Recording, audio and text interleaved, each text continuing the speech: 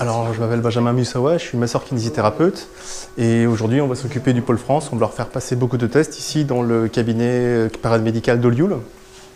Donc, premier exercice, on va tester chez l'athlète sa force en statique, en poussée, en tirée. C'est pour nous donner une idée de ses capacités à exercer une force sans casser sa propre posture.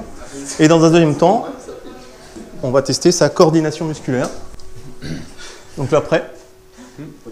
L'athlète va devoir, en poussant ou en tirant, et ce malgré les mouvements du plateau, rester dans une cible affichée à l'écran. Voilà, pas trop fort, moins fort à droite. Voilà.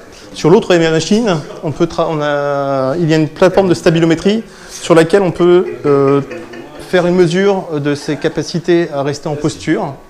Donc c'est un bilan postural. Ça va nous aider à déterminer la stratégie avec laquelle l'athlète est capable de rester en posture.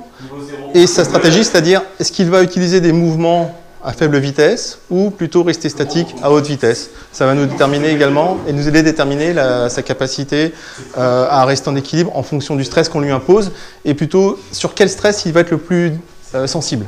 D'accord. Et après, ça va donner des points, ça va vous donner en fait des informations qui vont permettre de travailler en fait à quel niveau en fait vous allez. Alors au niveau neuromusculaire, le problème du jiu-jitsu brésilien, c'est que c'est déjà bien sûr très physique, mais c'est aussi très neuromusculaire.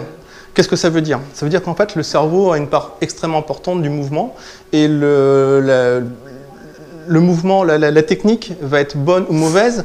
Pas uniquement parce qu'elle est bien faite d'un point de vue technique, voilà, mais aussi d'un point de vue timing. Et quand on dit timing, en fait, c'est très vague, mais d'un point de vue médical, ça s'appelle la coordination neuromusculaire.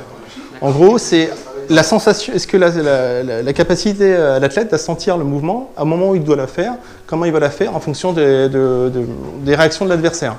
Et ça va permettre justement de mesurer de comment l'adversaire réagit, à quoi, à quel stimuli, et justement amplifier ces stimuli pour augmenter ses capacités neuromusculaires.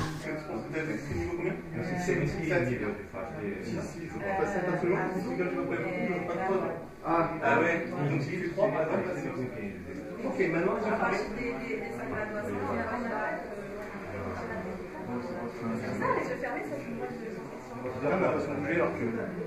Ça donne les résultats sur le téléphone, c'est ça? Ah oui, c'est la télécommande de l'appareil. Super. Là, j'ai les résultats en temps réel. D'accord.